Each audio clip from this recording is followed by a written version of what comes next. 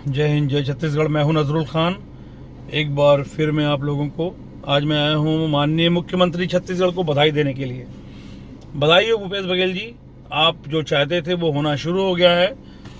छत्तीसगढ़ के स्कूलों में जिस तरीके से आपने दबाव बनाकर स्कूलों को खोला, आपके ऊपर पता नहीं किसका दबाव पड़ा और आपने पालकों को दबाव बनाया, आपके शिक्षा विभाग ने बनाया, जिला प्रशासन ने बनाया, कई तरीके से सरकारी स्कूलों को भी ज़बरदस्ती खोल दिया और वहाँ पर बच्चों को आने के लिए बाध्य कर दिया। तो बधाई हो, स्कूलों में बच्चे कोरोना पॉजिटिव होना शुरू हो गए हैं। अभी 2 दिन पहले क्या बोलते हैं, करीब 11 बच्चे कोरोना पॉजिटिव हुए बेमेतरा में और महासमुंद में। और दुर्ग की खबर है कि आज दुर्ग में भी बच्चे पॉजिटिव हुए हैं। तो कहीं ना कहीं अब हर तरफ जो है, जिसके कारण आज दुर्ग जिला प्रशासन को ये कदम उठाना पड़ा कि शादी ब्याहों में अब उन्होंने एक संख्या सीमित कर दी है। शादी ब्याहों में कि जैसा था कि जितने लोग भी जा सकते थे पहले, अब उन्होंने उस संख्या को सीमित कर दिया है। दूसरी चीज़, मरनी हो गई और ये सब दुनिया जो होता है शोक वाला कार्यक्रम, इसमें भी उन्होंने तादाद जो है बहुत लिमिट कर दी है। तो आखिर क्यों, ऐसा क्यों भैया? जब सब कुछ नॉर्मल है तो आप लिमिट क्यों कर दी, लिमिट में सब क्यों कर दिए?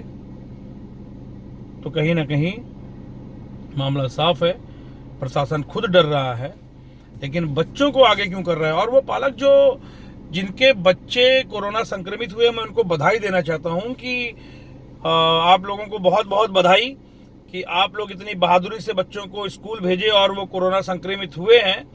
और मैं ईश्वर से दुआ करता हूं कि वो बच्चे जल्दी स्वस्थ हो जाएं।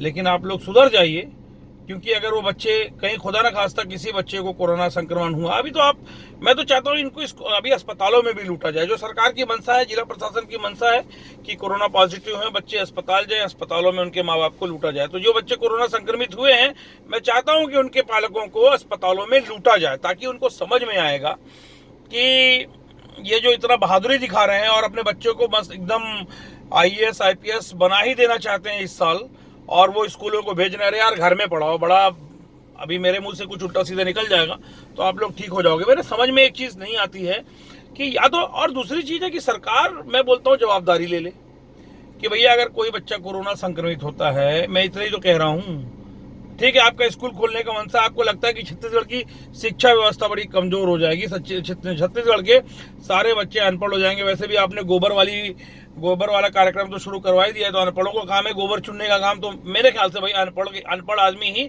गाय के पीछे दौड़ दौड़ के गोबर चुन रहा है। ठीक है, पढ़ा लिखा इंसान काम धाम कर लेता है, कहीं ना कहीं अपने रोजगार को पैदा कर लेता है। ठीक है, तो आपने गोबर वाला कार्यक्रम शायद इसीलिए शुरू करवाया है और शुरू करवा भी दिया है। तो अगर कोई बच्चा नहीं पढ़ पाएगा तो आप गोबर चुनेगा वो। और दूसरी चीज़, अगर आपको बच्चे के पढ़ाई की इतनी चिंता है तो शिक्षा फ्री क्यों नहीं कर देते भूपेश बघेल जी? आप दम नहीं है, शिक्षा माफियाओं से आप में लड़ने का दम नहीं है, चिकित्सा फ्री क्यों नहीं कर देते? क्या चिकित्सा माफियाओं से लड़ने का दम नहीं है आपके अंदर में?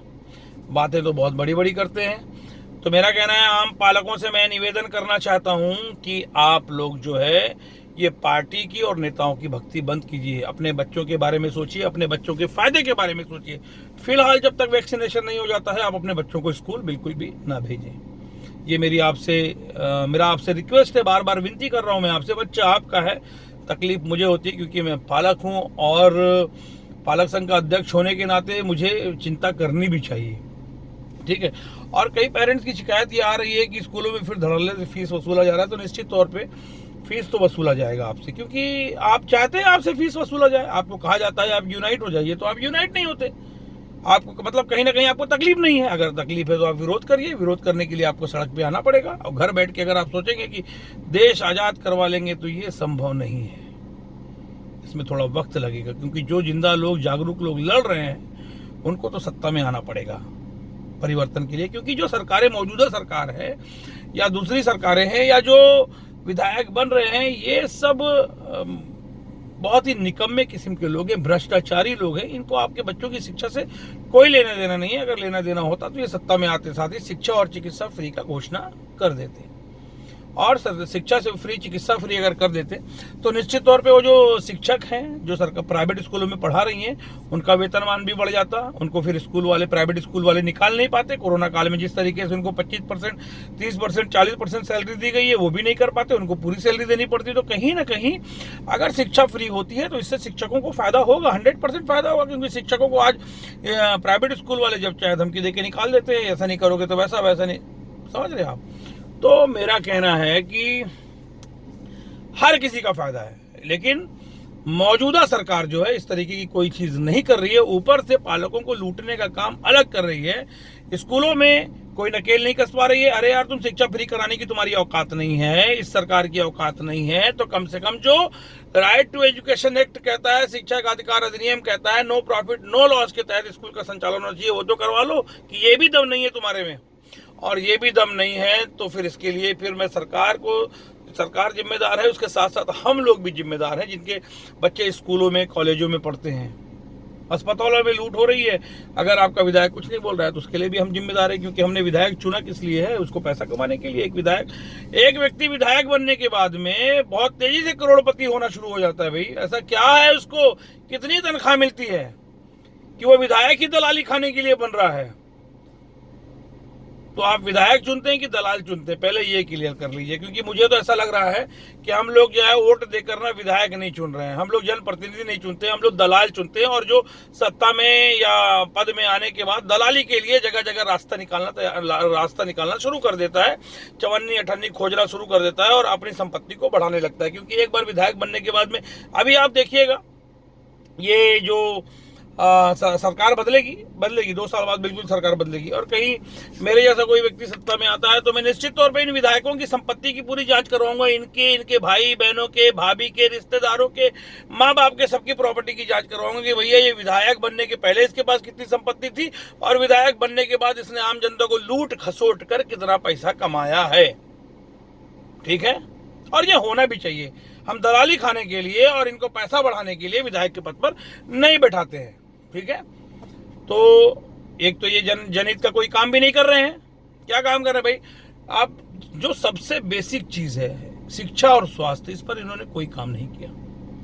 इस पर इन्होंने मतलब स्कूल वालों ने लूटा, अस्पतालों ने भी लूटा, और इन विधायकों ने उनसे पैसा खाया, कमीशन खोरी किया और उनको संरक्षण दिया। समस्त पालकों से मेरी अपील है, बच्चों को जब तक वैक्सीनेशन नहीं हो जाता बच्चों का स्कूल बिल्कुल भी मत भेजें, क्योंकि आपका बच्चा सुरक्षित नहीं है। बार बार डॉक्टर्स, विशेषज्ञ जो है वो ये कह रहे हैं कोरोना संक्रमण जो चल रहा है उसका थर्ड वेव आएगा, बच्चों पे अटैक करेगा। तो आप क्या सोच रहे हैं कि किस तरीके से अटैक करेगा? कोई ये लहर नहीं है कि एक तरफ से लहर आती हुई दिख रही है, अचानक से शुरू हो जाएगा। क्या कर लोगे आप? नहीं, क्या कर लोगे? बच्चा बेड में पड़े रहेगा, क्या कर लोगे? मातम मनाना शुरू करोगे, उसको लेके अस्पताल भागोगे और अस्पताल वाला बोलेगा कि भैया तुम्हारी जो जमा पूंजी है उसको पहले काउंटर में जमा करो। ठीक है, जैसे स्कूल भेजोगे स्कूल वाला तुरंत आपको मैसेज करना शुरू कर देगा कि आपके बच्चे को स्कूल में घुसने नहीं देंगे, परीक्षा में बैठने नहीं देंगे। यही हो रहा है क्योंकि आप बुज़दिल किस्म के लोग हैं, आप डरपोक किस्म के लोग हैं, आप लड़ नहीं सकते हैं, और जो नहीं लड़ सकता है उसका शोषण होता है। याद रखना, इस देश का संविधान है, उसको पढ़िए, उसमें आपके अधिकारों का उल्लेख किया गया है कि आर्टिकल 19 कहता है कि अगर आपके अधिकारों का हनन होता है या भ्रष्टाचार होता है तो आप इसके खिलाफ आवाज उठाइए, और उसके लिए आप सभा कर सकते हैं, उसके लिए आप प्रदर्शन कर सकते हैं, आपको अधिकार है। लेकिन अगर आप सोचोगे कि कौन इस झंझट में पड़ेगा तो निश्चित तौर पे फिर आपके साथ लूट खसोट होनी चाहिए। क्योंकि फिर अगर आप लड़ नहीं सकते हैं तो आपकी लड़ाई कौन लड़ेगा? आपकी लड़ाई कौन लड़ेगा? एक दिन में जो रिजल्ट आना चाहिए शिक्षा माफियाओं पर नकेल कसने का, एक दिन में रिजल्ट आना चाहिए। क्योंकि वो आप लोगों की वजह से, समस्त पालकों की वजह से वो अभी तक वो रिजल्ट नहीं आ पाया, क्योंकि आप घर में बैठ के रिजल्ट चाहते हैं। अभी जिस तरीके से मुझे रोज 50-100 फोन फिर से आने शुरू हो गए हैं कि मेरे बच्चे को परीक्षा में बैठने नहीं दिया जा रहा है, मेरे बच्चे को रोका जा रहा है, तो भैया पैसा जमा करो, घर बेचो, जमीन बेचो, जेवर बेचो, जाके शिक्षा माफियाओं का पैसा दो, और नहीं तो डंडा उठाओ, स्कूल में घुसो और वो प्रिंसिपल का सर फोड़ डालो। क्या होता है कि शिक्षा का अधिकार अधिनियम साला ये कांग्रेसियों ने इतना घटिया कानून बनाया है, इसको साला इसमें 1 दिन की सजा नहीं रखी है। अगर इसमें 2-3-4 साल की सजा रख देते ना तो मैं बताता फिर इनको। अगर इसके खिलाफ में थाने में जाओ तो थानेदार बोलता है, टीआई बोलता है कि ये शिक्षा विभाग का मामला है। शिक्षा विभाग में जाओ तो वो बोलते हैं कि हम प्राइवेट स्कूलों पे नकेल नहीं कर सकते।